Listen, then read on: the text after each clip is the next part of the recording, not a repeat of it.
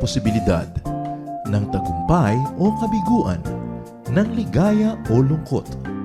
Kaya marapat lamang na tanggapin si Jesus bilang tagapagligtas at Panginoon. At matapos yun ay panariwain ang katapatan at paglapit sa Kanya bawat araw o day by day. Ang day by day ay naglalayong umalalay sa pang-araw-araw na pamumuhay. Narito po si Kuya Ed Lapis sa mensaheng pinamagatang Fair Trade.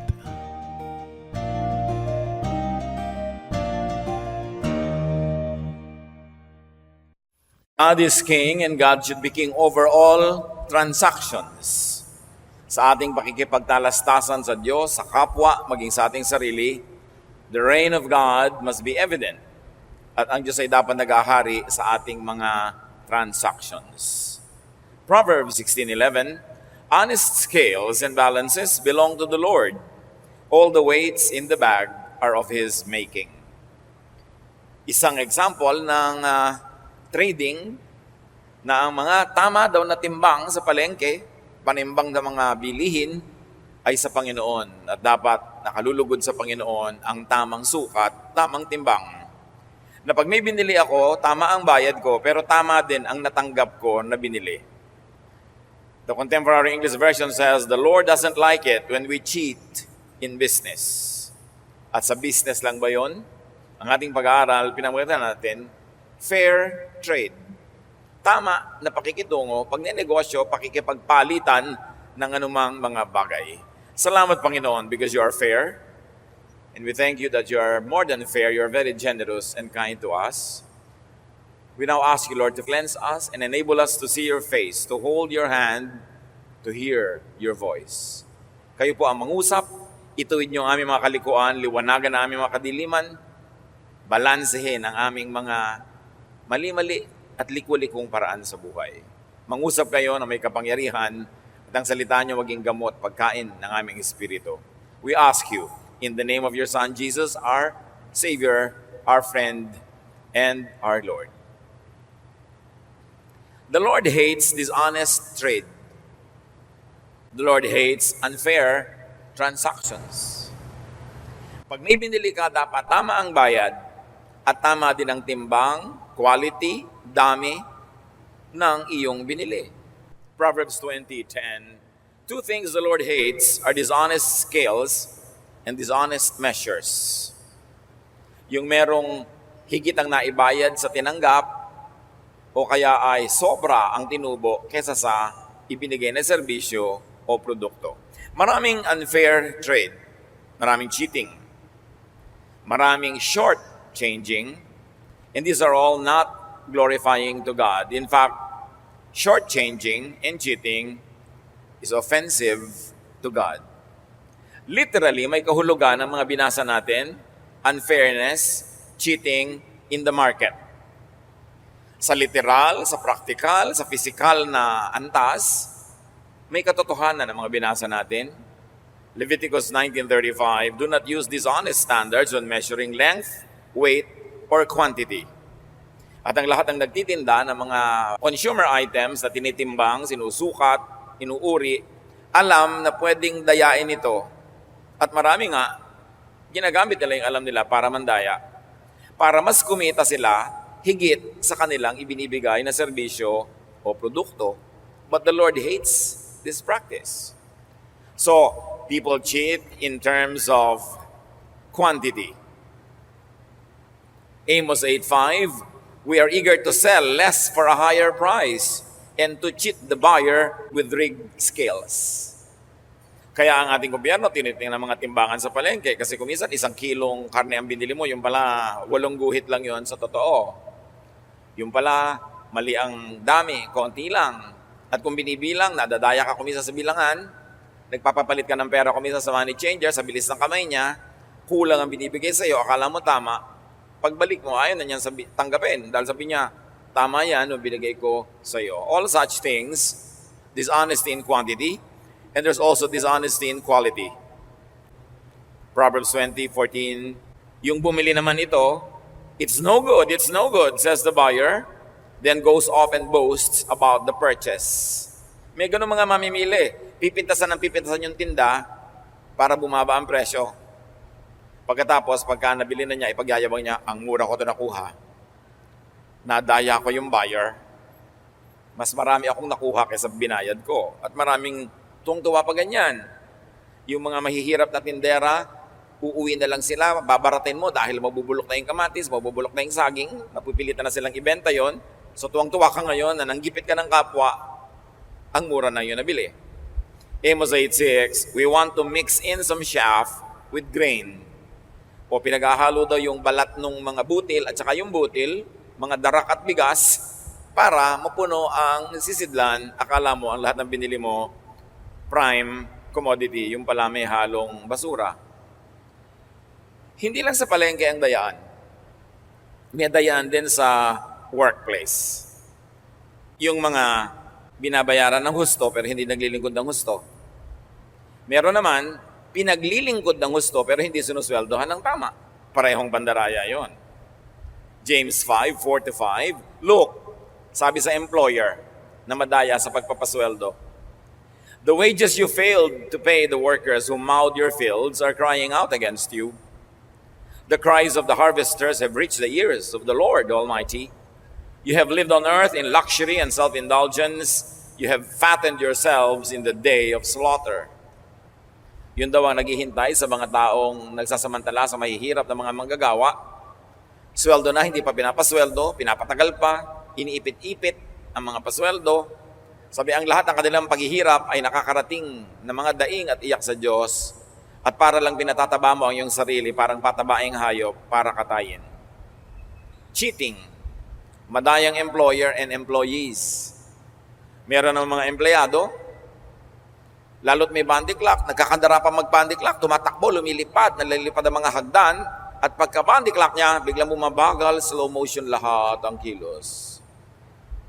Pupunta sa banyo, magme-makeup, maglalagay ng isang kilay na kulang, magsisipilyo, magbubuklat-buklat mga abubot.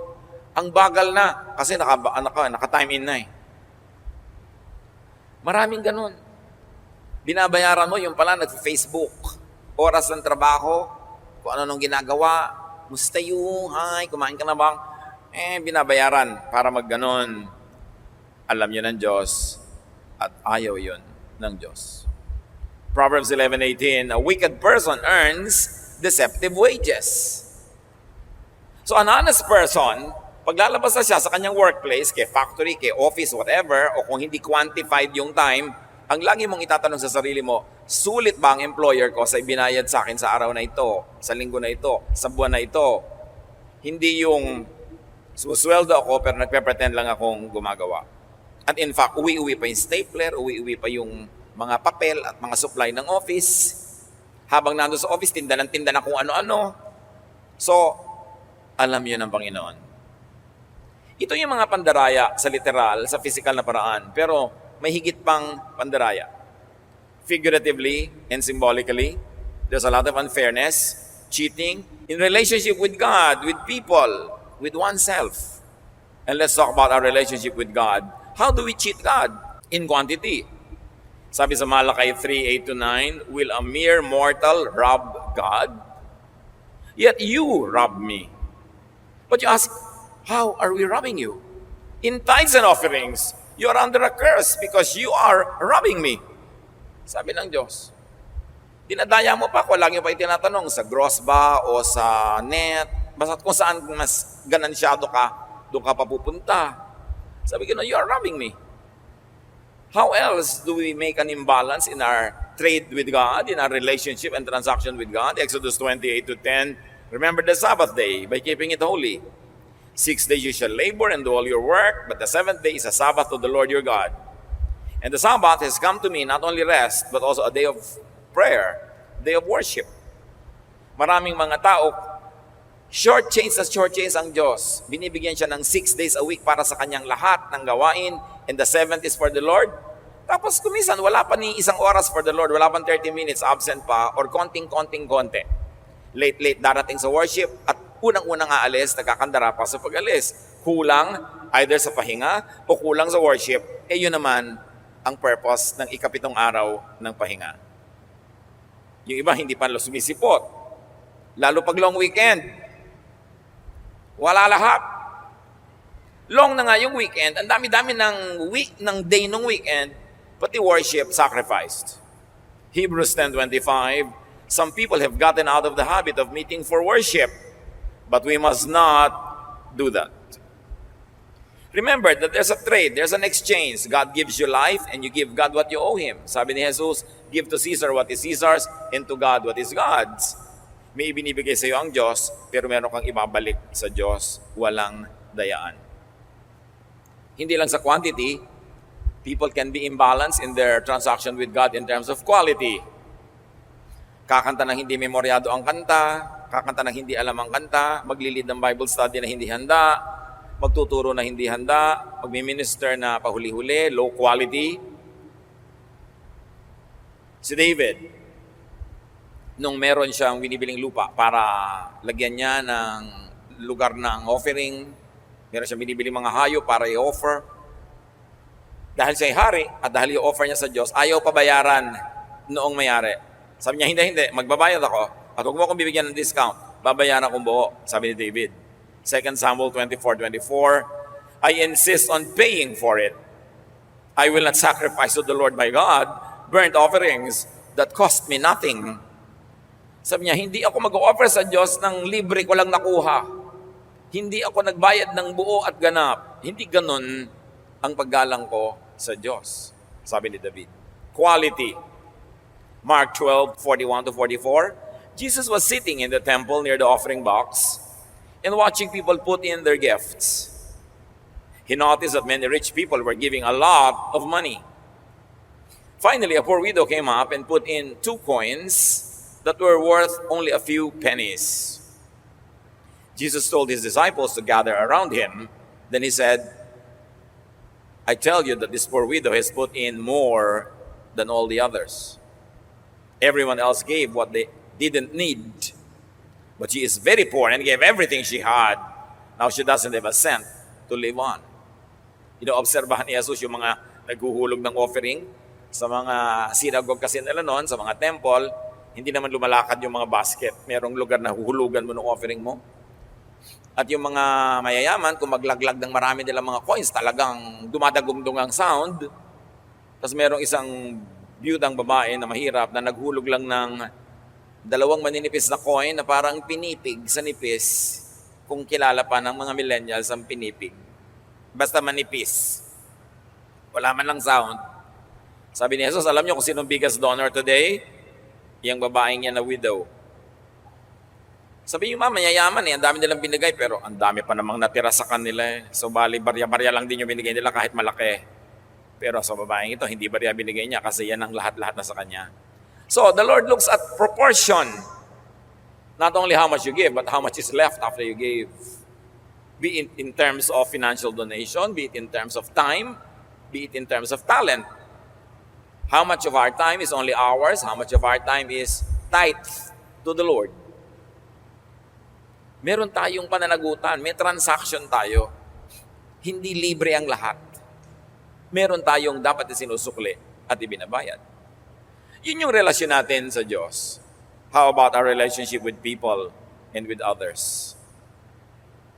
Pag may nag-asawa, pareho silang may isusuko at pareho silang merong ganansya. Meron silang pahinga at may pagod. Meron silang nakukuha at meron silang ibibigay. Dapat balance ang trade. Marriage should be fair trade, not unfair. Leviticus 25:17, do not take advantage of each other. Dapat walang lamangan, walang gulangan. Halimbawa, parents and elders. Mga kabataan o mga anak, ano ang ating fair trade acts with our parents and elders? 1 Timothy 5:4-8, if a widow has children or grandchildren, they should learn first of all to put their religion into practice by caring for their own family. In other words, kung meron kang nanay, tatay na byuda, may matanda na kayo sa pamilya, ang mga anak daw at mga apo ang pinakamabisa na pagpapatunay nila ng kanang pananalig ay alagaan ang mga matatandang ito. And so, sabi ng Bible, repaying their parents and grandparents, for this is pleasing to God. Anyone who does not provide for their relatives, and especially for their own household, has denied the faith and is worse than an unbeliever. Masahol pa daw sa hindi mananampalataya yung mga taong hindi inaalagaan ng mga matanda sa kanilang pamilya. At syempre, pwede mong baligtarin yon kasi pamilya rin yung bata. Kung ikaw ang matanda na malakas pa at may bata sa iyong pamilya, duty mo na alagaan, pakainin, itaguyod ang batang yon. Nagkakaroon lang ng reversal of roles. Habang bata pa si anak, yung matanda ang magulang na malakas, itataguyod ang batang mahina pa. Pero paglipas ang panahon, yung bata ang lalakas, yung matanda ang hihina, itataguyod naman ng anak ang magulang. And the cycle goes on and on from generation to generation to generation. That's how creation and humanity is supposed to function. May balance. Yung unang bahagi ng iyong buhay, tumatanggap ka mula sa magulang, sa elder, sa matatanda, and then the next part of your life, ikaw naman yung nagbibigay sa kanila. Kaya sa Mark 7:10-12, kinriticize ni Jesus yung korban na itinuro ng mga priest. Pagka idodonate nyo sa simbahan, pwede nang hindi nyo bigyan ng mga magulang nyo. Imagine na pauso yun. Para lahat ng pera ng mga tao pagpunta sa church. Sabi ni Lord, you give to Caesar what is Caesar's and to God what is God. You give to the church what is the churches, and you give to your parents what's supposed to go to them, or you give to your children. Huwag mong nakawan yung church para sa iyong parent, huwag mong nakawan yung parent mo para sa church. Lahat dapat may kaayusan. At sabi na Ephesians 6:2-3, honor your father and mother. So you honor your father and mother through your material and physical support, and very especially through your emotional, social, and spiritual respect. Ibinibigay lahat yon sa tamang transaction. Dapat walang lamangan ng brothers and sisters and friends. Ang pagiging kapatid ay isa ring transaction. Meron akong binibigay sa kapatid ko, pero dapat may tinatanggap din ako. Hindi one way. Hindi tulad ng nagiging example ng maraming pamilya, pag merong isa o dalawang matino, responsible and fruitful, sila na lang ang laging tinatalbusan, pinipitasan, hinihingan, tapos yung iba, hingi na lang ng hingi. They just get and forget. And the responsible members of the family just give and forgive. It's not balanced. It's not the way of God. Dapat may balanse. May mga magkakapatid naglalamangan. Kung sino yung hindi makatiis, kung sino yung mabait at maawain, yun ang laging na-assign na mag-alaga sa magulang, magpagamot sa magulang. At yung iba nagtetengang kawali na lang, nagmamaang-maangan, hindi sila tumutulong. Hindi lang yung may pera ang nag-aalaga ng magulang. Ito yung walang pera, ikaw ang mag-alaga, ikaw magpaligo, ikaw magbantay. At yung may pera, siya ang magbayad sa ospital, magbayad sa doktor. Pero hindi na siya dapat ang nagbabantay para magka-oras siya maghanap buhay dahil siya nga itong kumikita eh. Lahat may role. Hindi pwedeng naglalamangan, nag-aagawan sa mana, nag-aagawan sa rights and privileges. Ang dapat pinag-aagawan yung duties and responsibilities. Hindi ko mo, ikaw na ate, may trabaho ka naman eh. O lalo na pagka yung ate, walang asawa. O wala ka namang asawa ate, old maid ka naman. Ako, ang dami kong anak na pinapaaral. Ikaw na lang mag-alaga sa mga nanay. Yun nga eh, ako nga ang walang asawa. So pagtanda ko, walang mag-aalaga sa akin. Kaya dapat mag-save ako, di ba? Tapos inuubos mo lahat. Pagtanda ko, wala akong saving, wala akong anak. Ikaw, may mga anak ka na magtataguyod sa'yo. Tapos gusto mo akong maubusan ngayon. Dapat fair. Hindi assign ka na lang ng assign kung sino ang responsible, kawawa. Nababalagoong. Lagi ka na lang taya pagka mabait ka. Hindi yun tama. At meron ding transaction ang mag-asawa. There is cheating in relationship with one spouse or partner. Sabi na Ecclesiastes 9:9, enjoy life with your wife, not with someone else's wife. Or not with someone else, tapos pwera yung wife mo. Sabi niya, enjoy life with your wife. Kasi kasama mo yan sa hirap. Matapos kang alagaan, ipaglaba at mga anak na mga anak mo, ngayon, ipagpapalit mo sa 14 anyos. Dapat nga yung pagtanda niya, kaya nga tumanda yan dahil sa iyo eh. So dapat mo siyang alagaan at itaguyod. May pananagutan ng mag-asawa sa isa't isa, even moments of intimacy and private joys together. It's not just a privilege, it's also a duty. 1 Corinthians 7:5, do not deprive each other except perhaps by mutual consent and for a time, so that you may devote yourselves to prayer, then come together again. Of course, 1 Corinthians 7:5 is talking about intimate relations between the husband and the wife. Sabi ganon, huwag niyong pagkakaitan ng isa't isa. Dapat lagi kayo nagbibigay sa isa't isa. At kung sakasakali man na gusto niyo mag-focus sa kada dasal, sa mga moment that you want to do very spiritual things, do it shortly. And right after that, you go back together again.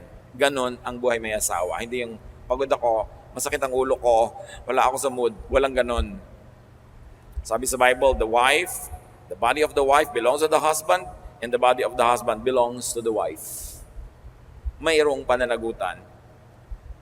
Deuteronomy 24:5, if a man has recently married, he must not be sent to war or have any other duty laid on him. For 1 year, he is to be free to stay at home and bring happiness to the wife he has married. Can you imagine 1 year? Siguro pag bagong kasal, walang military duty. Hindi pwede mag-duty na malayo. Dapat laging kapiling ng asawa, 1 taon na magpaligaya sa asawa. Deuteronomy 24:5. Nakikita niyo yung pananagutan. Kaya dapat kung ang mag-asawa lang, honest, fair sa isa't isa, wala na dapat space yung unhappiness, discontentment, tapos naghahanap patuloy ng ligaya sa ibang kandungan. Do your marital duties. Enjoy your marital privileges. It's a trade, and it must be fair trade. Meron pa. Dahil yung lalaki o yung babae ang may trabaho sa labas at kumikita, laging kung itrato yung nando sa bahay na spouse, akala mo, wala naman trabaho yan sa bahay lang yan. May magte-text pa sa akin o may message sa Facebook, dito, wala naman po akong trabaho, housewife lang ako. Hindi ba trabaho maglaba, mamalansya? Pag may baha, binubuhat mo yung mga refrigerator. Pagka mayroong tulo yung bubong, inaakyat mo. Pagka may magnanakaw, kinakarate mo. Pagkatapos yung mga anak mo, hinahatid mo sa school, luto ka dito, hugas ka doon, namamalengke ka, nagkakaliskis ka ng mga isda, pagod na pagod ka. Hindi ba trabaho yun? Trabaho yun. Trabaho, wala sweldo. Kaya dapat hindi sinasabi nung may trabaho, ay, ako kumikita, pera ko. No. Kung wala kang asawang nag-aalaga sa bahay mo, sa buhay mo, sa mga anak mo, hindi ka rin makakapag-focus sa trabaho. Hindi ka makakapasok on time, wala kang isusuot. Kaya dapat fair ang samahan ng mag-asawa. Walang dayaan. May binibigay ka, may tinatanggap ka. That is God's command, and that is God's will. At syempre, wala din dapat dayaan on one's children. Bihira, pero meron din, yung magulang pa ang nandadaya sa anak. Pero nangyayari yun. Kaya sabi sa Ephesians 6:4, fathers, do not exasperate your children. Huwag niyo silang sagarin. Huwag niyong inisin to the point na maging rebelde. Ang bata-bata pa, siya mong pinaghahanap buhay, tas ikaw nagsusugal, ikaw nagchichismis lang, tas yung mga bata nagtitinda na kung ano sa lansangan, tas yung tatay lasing, adik-adik. Sabi sa 2 Corinthians 12:14, children are not supposed to save up for their parents, but parents are supposed to take care of their children. Yung mga bata, habang bata pa, hindi sila dapat na nagsusupport sa magulang. Dapat yung magulang ang nagsusupport sa bata. Habang bata. Siyempre, dadating ang panahon, yung bata, hindi na bata, siya na yung nasa katanghalian ng buhay, siya na ngayon na magsusupport na sa kanyang magulang na nasa sunset na ng buhay. May reversal. Pero hindi obligasyon ng mga batang maliliit na buhayin ng kanilang magulang. Pananagutan yon ng mga magulang. So meron unfairness to people, and there's also unfairness to the community and to the nation. 1 Peter 2:13, submit yourselves for the Lord's sake to every human authority. Pag no parking, no parking. Pagka no littering, no littering. Pag pay your taxes. Marami mga tao gusto nila ma-enjoy yung privilege ng pagiging citizen ng isang bansa, pero ayaw nila ng duty, ayaw nila magbayad ng buwis, ayaw nila sumunod sa batas. So ang mga mamamayan, mayroong pananagutan sa bayan para ang bayan ay tumino. At ang mga nangunguna, lalo namang may pananagutan para tumino ang bayan. Kaya si Solomon, nung ginawang hari, Sabi ng Panginoon, humiling ka kahit anong gusto mong hilingin, ibibigay ko sa iyo dahil kukoronahan kang hari. Si Solomon humingi ng karunungan. 2 Chronicles 1:7-12, Solomon asked for wisdom to govern. Sabi niya, napakadakila po ninyo, dakila ang inyong bayan, dakila ang mga taong ito, so turuan niyo akong maging mabuting administrador. Give me wisdom. Huwag kayong nagboboto nung walang wisdom kasi lugi ang bayan. Huwag kayong nagboboto ng mga tamad, mga walang vision, walang pagmamahal sa tao, sa taong bayan, kasi malulugi ang bayan. May pananagutan ng mamamayan at ang mga namumuno para patinuin ang isang bansa. There should be correct balance between rights and privileges and duties of citizens and even of leaders. Meron din tayong unfairness with our dealing with humanity sa pangkalahatan ng kapwa. Kumisan sa ating sobrang pagiging malaya sa sarili, nasa-sacrifice na yung buhay ng iba. Your rights stop when it begins to intrude on other people's rights. Hindi ko may karapatan ka, pwede mo nang tapakan yung iba. Ang karapatan mo hanggang hindi ka palang nakakatapak ng iba. Mga kabataan, may karapatan naman kayo maging bata, mag-enjoy sa buhay, maraming matutunan, maraming maranasan. Until hindi nyo natatapakan yung parental rights naman ng mga magulang nyo. May rights sila na sundin ninyo. May rights sila na kayo bantayan, gabayan, utusan, bigyan ng mga assignment. Right din nila yon. Hindi ko mo, I have my human rights as a child. Paano naman yung human right ng parents?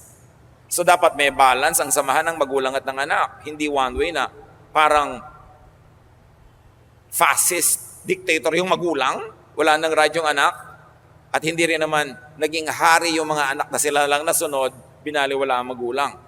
Give and take.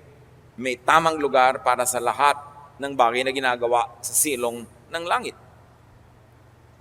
1 Peter 2:16-17, live as free people, but do not use your freedom as a cover-up for evil. Show proper respect to everyone. Young people, yes, you have rights to be young, to be happy, to enjoy, but show respect to your parents. Lalong-lalo kung minor de edad ka, nasa silong ka ng pangangalaga, pangangasiwa ng iyong magulang. Pag may conflict of interest kayong dalawa, dapat parental authority ang masunod, hindi yung anak kasi siyang magulang.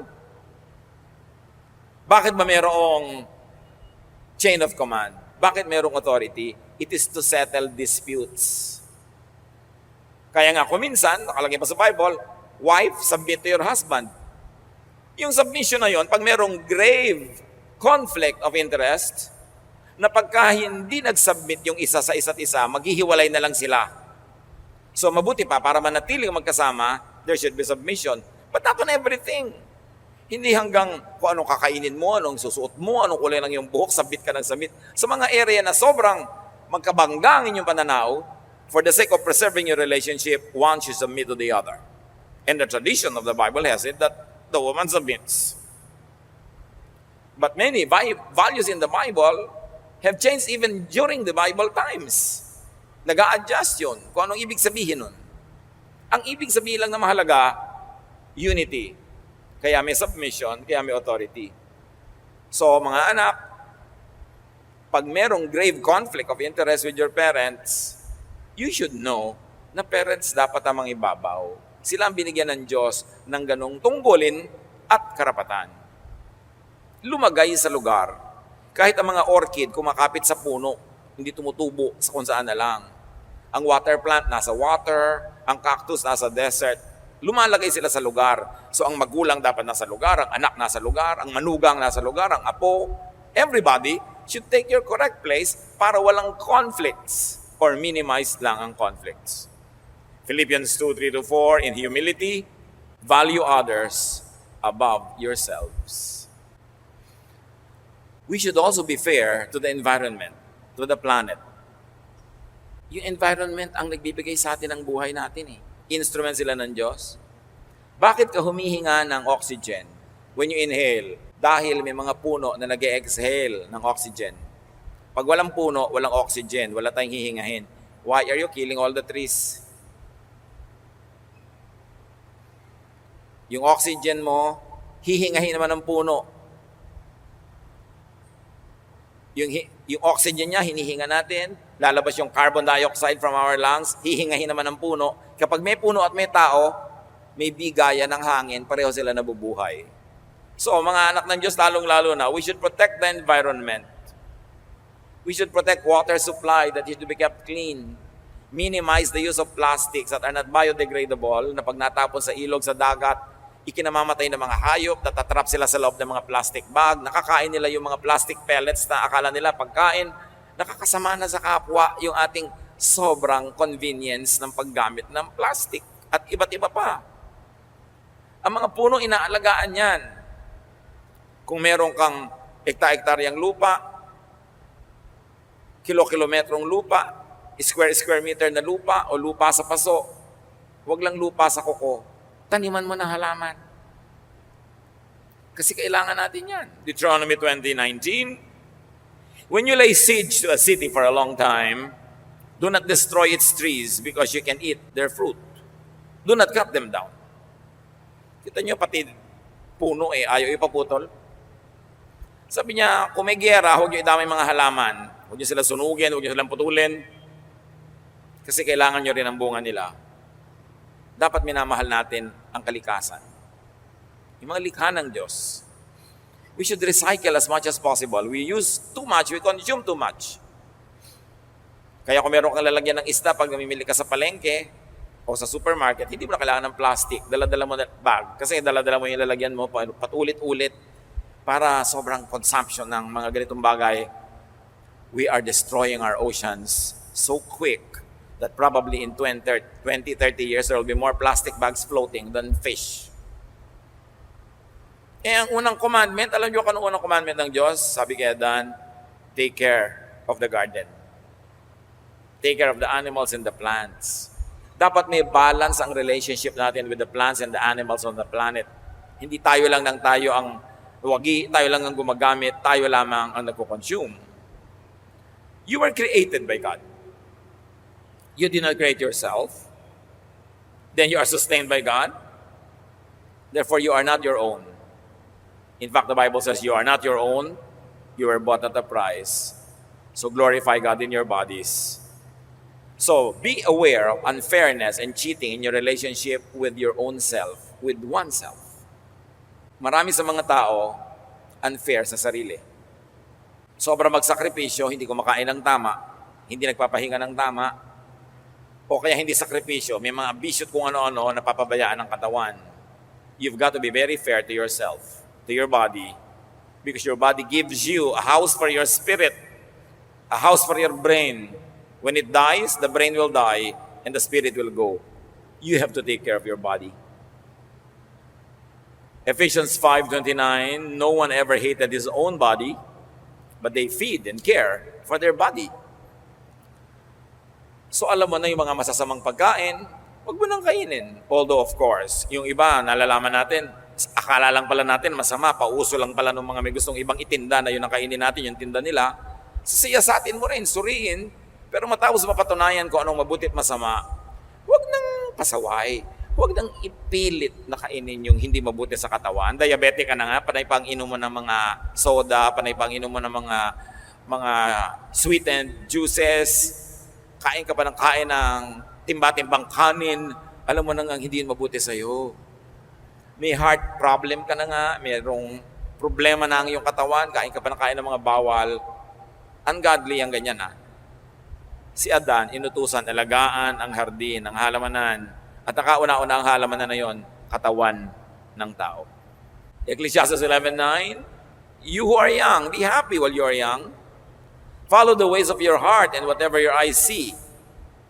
Magandang teaching yan. You are free to do what you want to do. You've got to enjoy your life at whatever age, but within the context, not at the expense of family or society. O young person, you want to be happy, you want to enjoy. Pero madaling araw na, hindi ka pa umuwi, nag-aalala na yung mga magulang mo. Hindi na yun freedom. You're already infringing upon the rights of your parents. You live together in the same house, at the same time in history, you have a responsibility to each other to keep each other as happy as possible, as safe as possible, as contented as possible. So young person, enjoy your freedom within how the rest of your family defines it in the relationship to their other freedoms and to the well-being of the entire family. Hindi ka lang nabubuhay para sa sarili. Ganon din yung nanay, ganon yung tatay. May pananagutan ka. Lalo asawa, may pananagutan ka umuwi sa oras. Kasi nag-aalala yung asawa mo. Nagsiselos kuminsan. At madalas natatakot na baka ka napahamak. Mga anak, ang mga magulang tanong na tanong, nasan ka na? Anong ginagawa mo? Sinong kasama mo? Tapos naiinis yung mga anak pag tinatanong. Ang totoo, ang tunay na tanong anak ay ito, buhay ka pa ba? Yun lang yun, sari-sari yung tanong, how are you? Nasaan ka? Ano ginagawa mo? Ano kinakain mo? Gusto lang malaman kung buhay ka. Kasi one of the greatest fears ng parents, baka nabarog na yung anak nila habang nalalaglag sa isang tricycle, o baka may sumaksak sa dilim, baka nahulog sa ilog, wala nang nakakita, baka namatay na, baka may nangyari ng masama. Kaya hanap ng hanap, tanong ng tanong. Mga bata naman iinis pag hinahanap sila.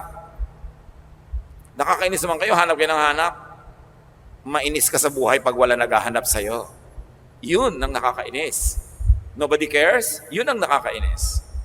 Basta't mag-asawa, magkapatid, magulang, anak, magkakasama sa kumpanya, mayroon tayong pananagutan sa isa't isa to keep each other as happy and as safe as possible. So our personal liberties must be measured within the context of the enjoyment and well-being of the entire community where we belong.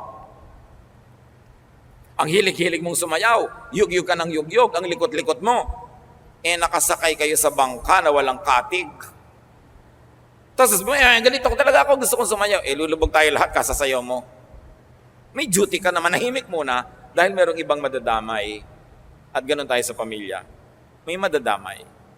Yung mga ibang kabataan, gustong mag-rappelling, kung ano-ano mga activities, sumuot sa mga kuweba, umakyat sa mga bundok. Kung namatay kayo, di kawawa na may magulang nyo, walang anak. Kung hindi lang kayo namatay, nabaldado kayo buong buhay, di aalagaan kayo ngayon buong buhay. Hindi ba unfair yun? Para ka lang magkaroon ng fun?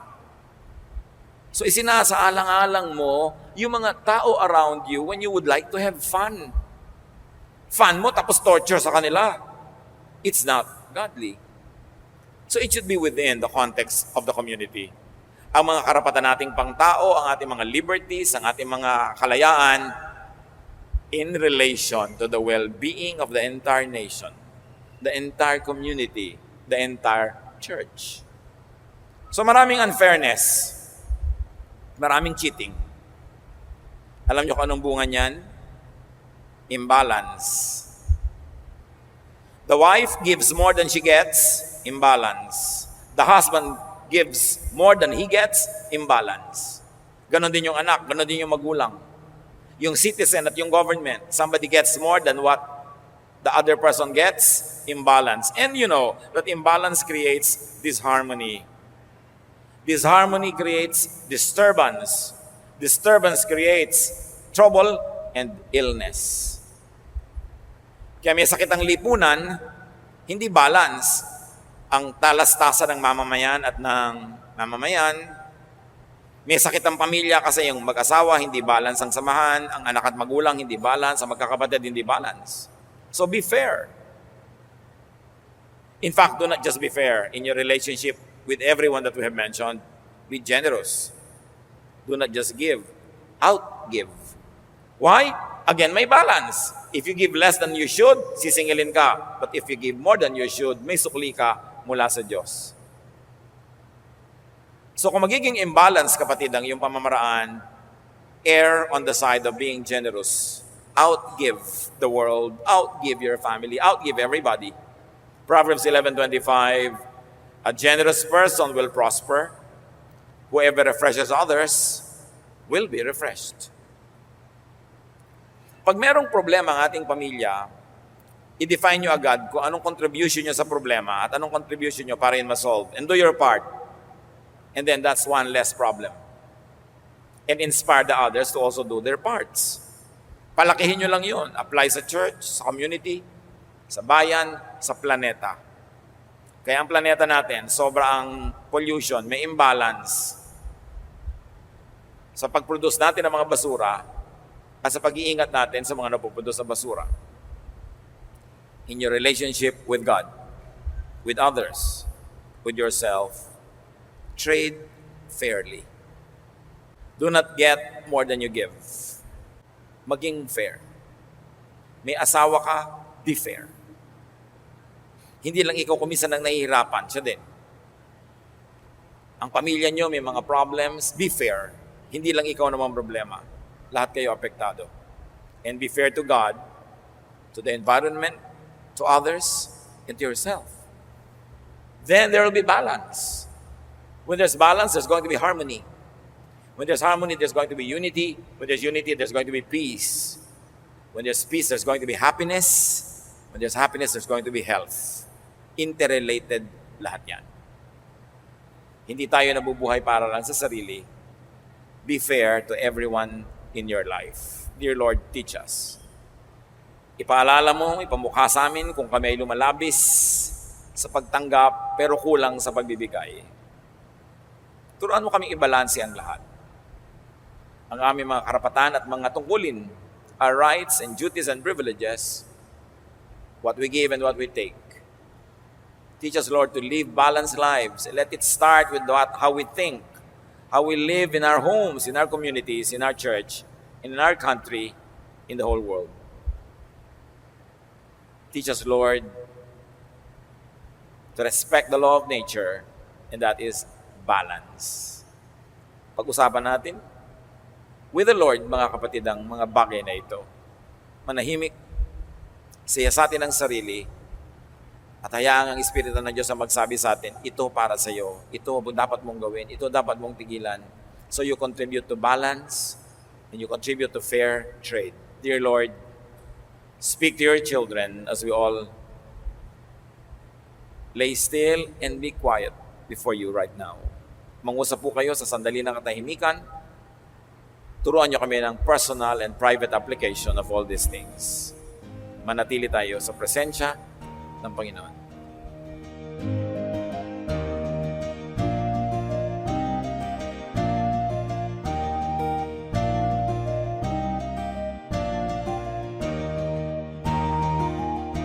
Ang katatapos pong mensahe ni Kuya Ed Lapiz ay pinamagatang Fair Trade.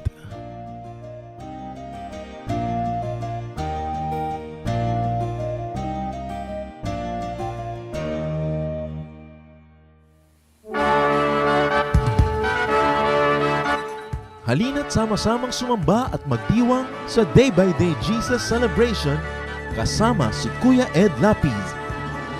Bulwagan ng Panginoon PICC, one Sunday a month, Philippine International Convention Center, Rojas Boulevard, Pasay City. All other Sundays sa mga Day by Day mini bulwagan ang pagtitipon.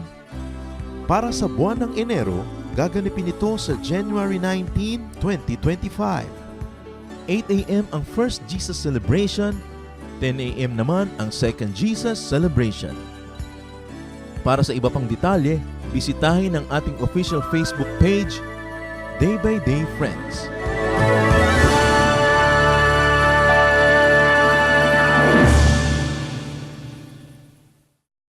Napakarami pong kayamanan ng ating bayan at kuminsan hindi naman karapat-dapat na magkaroon tayo ng napakaliit na pagtingin sa ating sarili. Nangyayari lang yon kung hindi natin kilala ang ating nakaraan, hindi natin kilala ang mga kayamanan ng ating bayan na nagpapaganda sa atin pong lahi. Kaya naman dapat nating kilalanin ang nakaraan, ang kasaysayan, at ang mayayamang mga pamana sa atin ng ating mga ninuno. Ang mga hiyas po ng ating lahi, ang mga kayamanan ng ating bayan ay binubuo ng maraming bagay. At isa na rito ang musika. Ang musika ay salita daw ng kaluluwa. Ang musika ay napakabisang paraan upang ipahayag ang ating damdamin, ang ating mga pangarap at ang ating mga pagpapahalaga. Sa Pilipinas po, ang musika ay paraan ng pagpapahayag ng mga espiritual na bagay. Ang mga Pilipino kapag gumagawa ng musika kadalasan ay upang sumamba. Kaya tayong mga Pilipinong Kristiyano ay dapat lamang na mag-aral ng mga tugtog ng ating bayan at gamitin naman natin ito sa pagsamba sa Panginoong Hesus. Dapat nang bawiin ang musika ng Pilipinas mula sa kung ano-anong mga paggamit na hindi ayon sa kalooban ng Panginoon. At ito naman ay dapat ialay sa paanan ni Jesus upang lalong makadagdag sa marami, makulay at magagandang paraan ng pagpapahayag natin ng ating pananampalataya. Ang musika ng bayan, hiyas ng lahi, hiyas ng bayan. Narito at ating pakinggan ang mambayo, mga tunog ng pagbabayo ng palay na may kasamang mga awit mula sa mga kalinga.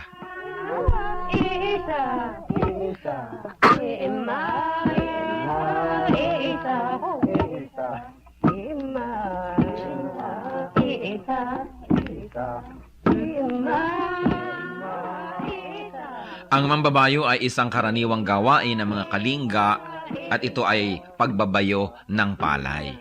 Gayunpaman, ito isinasagawa sa sari-saring estilo at pamamaraan ayon sa idinaraos na okasyon. Halimbawa ay kasal o kaya ay may mga kinalaman na seremonya sa mga patay o mga libing.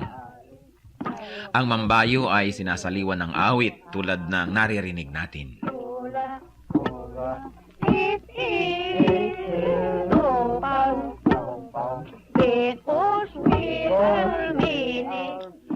Ang sinasaliwan ng awit na pagbabayo ng palay ay ginagampanan ng 8 kababaihan at sinasagot naman ng mga kalalakihan. Paulit-paulit at mauulit na maririnig ang ritmikal na pag-awit ng mga salitang ima, isa o insa.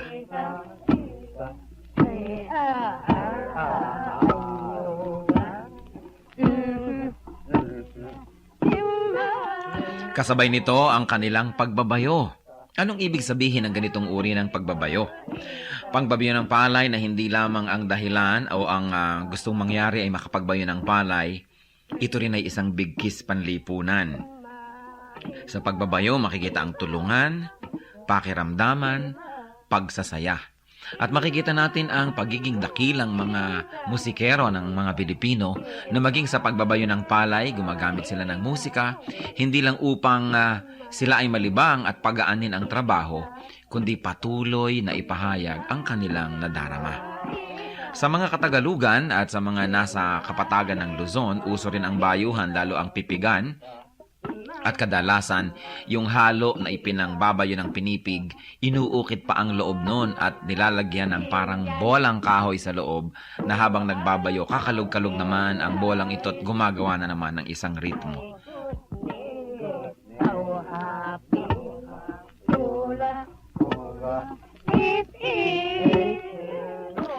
Yan po ang mambayo, ang pagbabayo ng palay na may saliw ng mga awitan ng mga kalinga. Ano po ang maaari nating matutunan sa kayamanang ito ng ating lahi? Na ang bawat gawain natin ay maaaring saliwan ng musika. Lalong-lalo naman ang pagsamba natin sa Panginoon, ang ating mga paglilingkod, na sa paglalagay natin at paglalapat ng musika, hindi lang gumagaan ang ating trabaho, kundi na ipapahayag din natin ang ating damdamin. Musika ng bayan, kayamanan ng ating lahi, hiyas na dapat makilala at ingatan.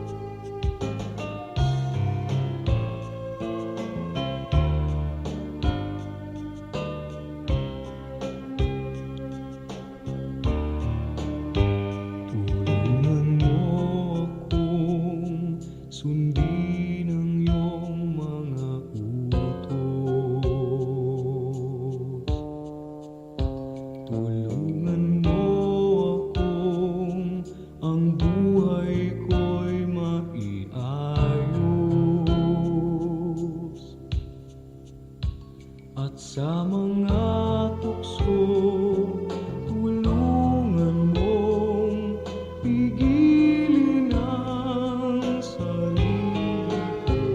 Tulungan mo akong maging tapat sa'yo. Pagpipigil sa sarili, pagpipigil sa sarili. Kung nalulungkot at nalulumbay, magtiis at maghintay. Pagpipigil sa sarili, pagpipigil sa sarili. Ang ituro mo sa buhay ko, Jesus.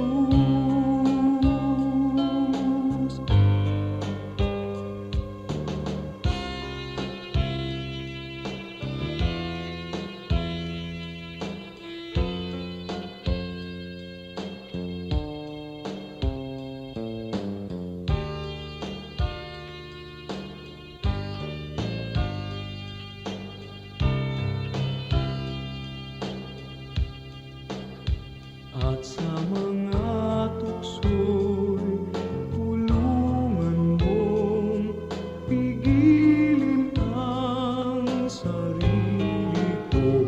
Tulungan mo akong maging tapat sa'yo.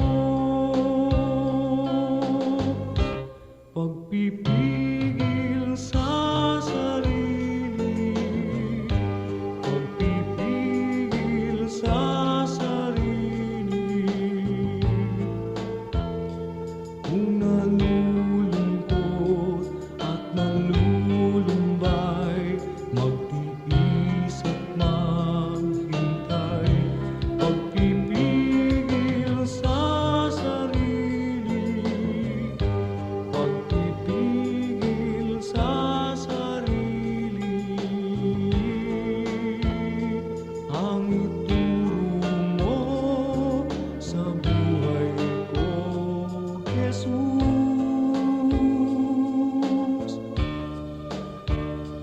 Ang ituro mo sa buhay ko, Jesus.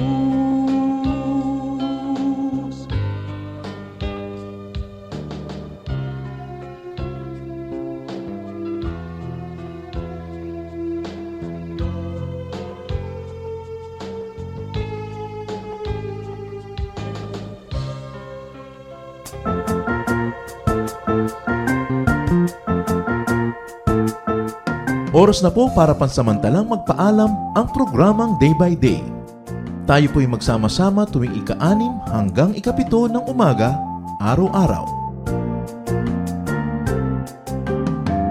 Magandang umaga po at mabuhay ang Panginoong Hesus!